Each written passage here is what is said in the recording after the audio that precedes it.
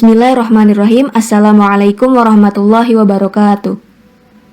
Kami dari kelompok 1 mata kuliah Studi Al-Quran, jurusan Pendidikan Bahasa Arab, Fakultas Ilmu Tarbiyah dan Keguruan, dengan beranggotakan 3 orang, ingin mempresentasikan materi kami yang berjudul Berkenalan dengan Al-Quran.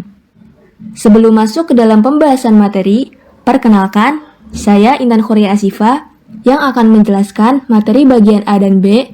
Selanjutnya, ada Nur Fadilah yang akan menjelaskan materi bagian C dan D. Dan yang terakhir, ada Husein Nuruddin Rahmi yang akan menjelaskan bagian E dan F. Untuk pembahasan pertama, yaitu pengertian Al-Quran, baik secara etimologi maupun terminologi. Pengertian Al-Quran secara bahasa atau etimologi berasal dari bahasa Arab dalam bentuk kata benda atau masdar dari kata qara'a yaqra'u Qur'anan, yang berarti bacaan atau sesuatu yang dibaca berulang-ulang. Sedangkan Al-Quran secara istilah atau terminologi adalah wahyu Allah Subhanahu wa Ta'ala yang diturunkan kepada Nabi Muhammad SAW dengan perantara malaikat Jibril, disampaikan dengan jalan mutawatir, ditulis dalam mushaf dan membacanya termasuk ibadah. Al-Quran diturunkan secara berangsur-angsur kepada Nabi Muhammad SAW selama kurang lebih 22 tahun, 2 bulan, dan 2 hari. Selanjutnya, perbedaan Al-Quran dengan hadis qudsi dan hadis Nabi. Perbedaan Al-Quran dengan hadis qudsi dan hadis Nabi dapat ditinjau dari segi kemukjizatan, segi bahasa, segi periwayatan, dan segi nilai membacanya. Segi bahasa, Al-Quran diturunkan dengan bahasa dan maknanya itu langsung dari Allah Subhanahu wa Ta'ala. Hadis qudsi adalah hadis yang maknanya dari Allah Subhanahu wa Ta'ala, tetapi bahasanya dari Nabi Muhammad SAW. Sedangkan hadis Nabi atau hadis Nabawi adalah hadis yang bahasa dan maknanya itu dari Nabi Muhammad SAW. Dari segi periwayatan, Al-Quran tidak boleh diriwayatkan maknanya saja karena dapat mengurangi kemukjizatannya. Maksudnya adalah ketika ingin meriwayatkan Al-Quran, maka makna dan bahasanya itu tidak boleh dirubah atau hanya satu saja. Karena Al-Quran itu sudah langsung dari Allah Subhanahu wa Ta'ala, baik bahasa maupun maknanya. Sedangkan hadis qudsi dan hadis Nabi boleh diriwayatkan maknanya saja, karena yang terpenting dalam hadis itu adalah maksud penyampaiannya atau isi kandungan hadisnya. Selanjutnya, dari segi kemukjizatan, Al-Quran itu baik lafal maupun maknanya merupakan mukjizat, sedangkan hadis qudsi dan hadis Nabi bukan merupakan mukjizat.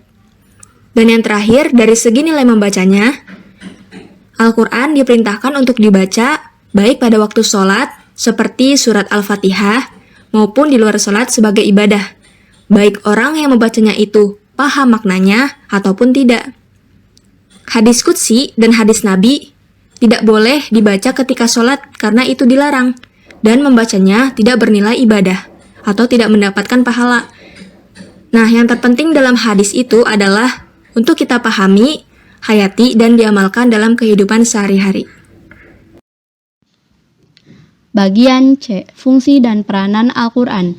Fungsi dan peranan Al-Quran dalam kehidupan umat manusia sangat penting, yakni sebagai pedoman dalam menjalani kehidupan. Al-Quran sendiri adalah kitab suci yang diturunkan oleh Allah Subhanahu wa Ta'ala melalui perantara malaikat Jibril kepada Nabi Muhammad SAW sebagai mukjizat dan berfungsi sebagai petunjuk, pemberi hidayah serta pedoman umat Islam di seluruh dunia. Al-Quran yang terdiri dari 30 juz, 114 surat, dan 6.236 ayat memiliki beberapa fungsi lainnya, yaitu sebagai berikut. Yang pertama, fungsi Al-Quran sebagai sumber ilmu pengetahuan yang terbagi menjadi 6 fungsi, yaitu pertama, ilmu tauhid, membahas pengokohan keyakinan dalam agama Islam sehingga dapat memperkuat dan menghilangkan keraguan tentang ketuhanan. Yang kedua, ilmu hukum, membahas sifat keadilan dalam berkehidupan sosial serta mengarahkan manusia untuk saling menghormati dan bersikap baik antar sesama manusia. Misalnya saja terdapat hukum pernikahan, warisan, zakat, sedekah, dan lain sebagainya. Yang ketiga, ilmu tasawuf, Ilmu ini menjadi cara untuk mensucikan jiwa, menjernihkan akhlak dan batin. Dan yang keempat, ilmu filsafat Islam. Fungsi Al-Quran sebagai filsafat Islam ialah hubungan ilmu kalam dengan filsafat yang dikembangkan oleh cendekiawan Muslim. Yang kelima, ilmu sejarah Islam. Al-Quran mengandung ilmu sejarah dari masa terbentuknya manusia hingga perjuangan Nabi Muhammad SAW, baik yang patut diteladani maupun sebagai ilmu pengetahuan. Dan yang terakhir, fungsi Al-Quran dari sumber ilmu pengetahuan yaitu ilmu pendidikan Islam. Al-Quran menjadi salah satu sumber utama dalam mempelajari Islam. Di dalam Al-Quran juga sering disebutkan ilmu pengetahuan lain, seperti ilmu biologi, astronomi, dan banyak lainnya. Yang kedua, fungsi Al-Quran bagi kehidupan manusia yang terbagi menjadi 7 fungsi. Yang pertama, sebagai petunjuk jalan yang lurus. Fungsi Al-Quran dalam kehidupan manusia yang pertama sebagai petunjuk agar manusia dapat terus berjalan di jalan yang lurus. Di dalam Al-Quran pula dijelaskan mana yang salah dan mana yang benar, serta peringatan-peringatan agar terus bertakwa kepada Allah Subhanahu wa Ta'ala. Yang kedua, mukjizat bagi Nabi Muhammad SAW. Fungsi Al-Quran berikutnya adalah mukjizat yang diberikan kepada Nabi Muhammad SAW. Berbeda dengan nabi-nabi lainnya, seperti contoh nabi yang diberikan mukjizat berbicara dengan binatang, ada yang menyembuhkan penyakit, dan lain sebagainya. Al-Quran merupakan sumber dari segala sumber hukum dan penyempurna dari kitab-kitab yang terdahulu. Yang ketiga, menjelaskan kepribadian manusia. Fungsi Al-Quran sebagai bentuk pemahaman dan menjelaskan kepribadian manusia dibandingkan dengan makhluk lain yang ada di bumi. Manusia adalah makhluk yang diberikan akal, bisa membedakan baik dan buruk. Hal ini membuatnya berbeda dengan binatang yang sama-sama ciptaan Allah Subhanahu wa Ta'ala. Yang keempat, penyempurna bagi kitab-kitab sebelumnya. Sebelum Allah menurunkan Al-Quran, ada beberapa kitab yang juga disampaikan kepada para nabi, seperti Injil, Taurat, dan Zabur. Kitab-kitab Allah sebelumnya ditunjukkan hanya pada umat pada zaman tersebut saja, berisi petunjuk cara bersikap, bersopan santun, mengarahkan manusia, berbeda dengan Al-Quran yang diperuntukkan bagi seluruh umat sampai akhir zaman. Yang kelima, menjelaskan masalah yang pernah diperselisihkan umat sebelumnya. Fungsi Al-Quran selanjutnya sebagai pelajaran dan pemahaman terhadap masalah yang pernah dihadapi oleh umat sebelum zaman ini. Di dalam Al-Quran terdapat cerita-cerita masa lalu. Kemudian, berdasarkan kisah umat terdahulu itu, manusia sekarang bisa belajar supaya tidak mengulangi kesalahan yang pernah mereka perbuat sebelumnya. Yang keenam, Al-Quran memantapkan iman Islam. Melalui bacaan-bacaan kalam ilahi, menjadi fungsi Al-Quran untuk dipelajari. Kemudian mengamalkannya sehingga bisa memantapkan iman Islam kita. Isi Al-Quran akan membuat umat Islam semakin yakin bahwa agama ini adalah agama yang memang harus dianut. Yang ketujuh, tuntunan menjalani kehidupan. Al-Quran selain berisi hukum juga mengandung tuntunan manusia dalam menjalani kehidupan di dunia. Fungsi Al-Quran untuk mengatur bagaimana menjalin hubungan baik dengan orang lain, berdagang, mengatur warisan, zakat, dan masih banyak lagi. Yang ketiga, fungsi Al-Quran dalam agama Islam terbagi menjadi 4 fungsi. Yang pertama yaitu Al-Huda atau petunjuk.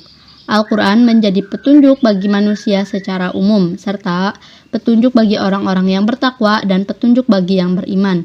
Dan yang kedua, Al-Furqan sebagai pemisah. Al-Quran menjadi pemisah atau pembeda antara yang hak dan yang batil, atau antara yang benar dan yang salah. Yang ketiga, Asy-Syifa atau obat. Al-Quran berfungsi sebagai obat bagi para pembaca dan bagi yang mengamalkannya ketika hati gelisah maupun penyakit lainnya. Dan yang terakhir yaitu Al-Mau'izah atau nasihat. Al-Quran menjadi nasihat bagi seluruh umat Islam. Di dalamnya terdapat banyak pelajaran, nasihat-nasihat, peringatan tentang kehidupan bagi orang yang bertakwa. Bagian D. Nama lain Al-Quran. Al-Quran mempunyai banyak nama yang kesemuanya menunjukkan ketinggian peran dan kedudukannya. Dengan kata lain, Al-Quran merupakan kitab samawi yang paling mulia. Di antara nama-nama Al-Quran adalah Al-Furqan, At-Tanzil, Az-Zikri, dan Al-Kitab. E. Hubungan Al-Quran dengan kitab-kitab suci terdahulu. Al-Quran dalam pandangan Islam memiliki posisi yang sangat jelas yang berkaitan dengan keberadaan teks-teks keagamaan yang termasuk dalam kitab-kitab yang diturunkan oleh Allah Subhanahu wa taala untuk kaum-kaum sebelum kaum Nabi Muhammad SAW. Berkaitan dengan hal ini, Al-Quran dalam beberapa ayatnya menegaskan posisinya terhadap kitab-kitab tersebut. Berikut yaitu pernyataan Al-Quran yang menjadi doktrin bagi umat Islam tentang hubungan Al-Quran dengan kitab-kitab tersebut. 1. Menegaskan eksistensi kitab terdahulu. Sebagaimana yang tertera dalam surah Al-Baqarah ayat 2-4, Allah Subhanahu wa taala menegaskan bahwasannya salah satu ciri dari orang yang bertakwa atau mutakin adalah mereka yang percaya Al-Quran dan wahyu yang diturunkan oleh Allah Subhanahu wa taala sebelum Al-Quran.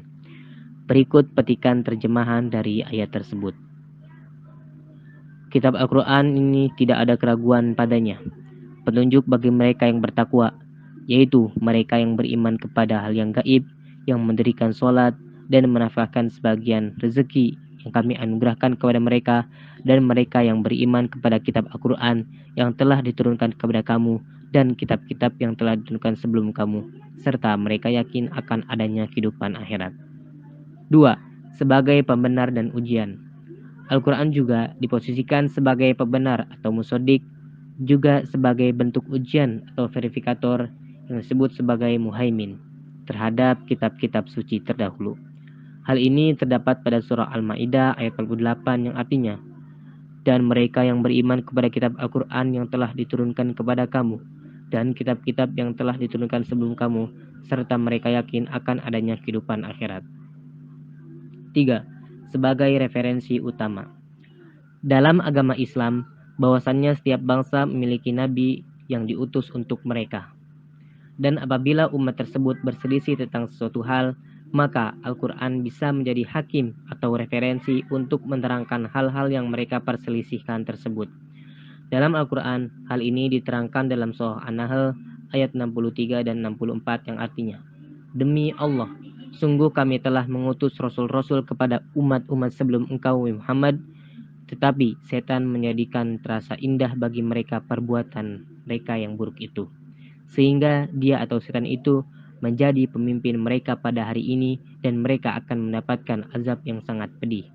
Dan kami tidak menurunkan kitab Al-Quran ini kepadamu Muhammad, melainkan agar engkau dapat menjelaskan kepada mereka apa yang mereka perselisihkan, serta menjadi penunjuk dan rahmat bagi orang-orang beriman. F. Pembagian juz, surah, ayat, dan kategori berdasarkan panjang pendeknya. Al-Quran adalah ensiklopedia yang terkandung di dalamnya berbagai macam aturan hidup dan kehidupan, mulai dari hukum sosial, etika, sampai pada sejarah peradaban. Menurut Quraish Shihab, Al-Quran terdiri dari 30 juz, 140 surah, dan 6.236 ayat yang susunannya telah ditentukan oleh Allah Subhanahu wa taala. Dalam Al-Quran terdapat pula surah-surah yang tidak sama jumlah ayatnya dan tidak sama panjang pendeknya. Misalnya, surah At-Tahrim dan surah Al-A'la memiliki jumlah ayat yang sama, yaitu sebanyak 19 ayat. Namun, surah At-Tahrim ternyata lebih panjang daripada surah Al-A'la. Dengan melihat pada panjang pendeknya surah, maka para ulama telah mengklasifikasikan surah-surah Al-Quran menjadi 4 macam, yaitu 1. As-Sab'ul Atiwal, yaitu 7 buah surah yang panjang-panjang. Ketujuh surah ini yaitu surah Al-Baqarah, surah Al-Imran, surah An-Nisa, surah Al-A'raf, surah Al-Ma'idah, dan surah Yunus. 2. Al-Mi'un, yaitu surah-surah yang terdiri dari 100 ayat atau lebih, seperti surah Hud dan surah Yusuf. 3. Al-Mathani, yaitu surah-surah yang terdiri dari kurang 100 ayat, seperti surah Al-Anfal, surah At-Taubah, dan surah Al-Hajj. 4. Al-Mufassal, yaitu surah-surah yang pendek-pendek, seperti contohnya surah Al-Falaq, surah Al-Qadar, dan surah An-Nas. Cukup sekian video presentasi dari kami. Mohon maaf bila ada kesalahan ataupun kekurangan dalam menyampaikan materi. Terima kasih. Wassalamualaikum warahmatullahi wabarakatuh.